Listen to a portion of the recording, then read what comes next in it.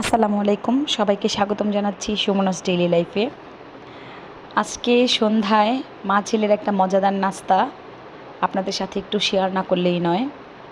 এখানে আমি তৈরি করেছিলাম চিকেন স্টিক আর তেঁতুলের চাটনি। এটা হচ্ছে আমার হাতেই তৈরি, অনেক মজাদার হয়। আর ফ্রেঞ্চ ফ্রাই। এটা ছিল আজকে সন্ধ্যার নাস্তা বলতে রাতের খাবার দুইটাই, কারণ এগুলো খেলে একদমই পেট ভরে যায়, রাতে আর ভাত খাওয়া লাগে না। আলহামদুলিল্লাহ এত ভালো হয়েছিল, আয়ান খেয়ে বলেছে খুবই মজাদার। আম্মু তুমি তো একটা রেস্টুরেন্ট দিলেই পারো, আমাকে বলছে আমার ছেলে।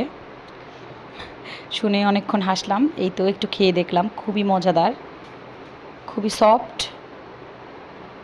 খুবই জুসি। আলহামদুলিল্লাহ এভাবে নিজের হাতে তৈরি করে বাসায় কোনো খাবার খেলে খুবই ভালো লাগে। হোটেল রেস্টুরেন্টে তো অবশ্যই আমরা প্রায় সময়ই খাই, জানি না কতটুকু স্বাস্থ্যকর, তবে ইনশাল্লাহ আমি আলহামদুলিল্লাহ বাসায় সবই তৈরি করতে পারি।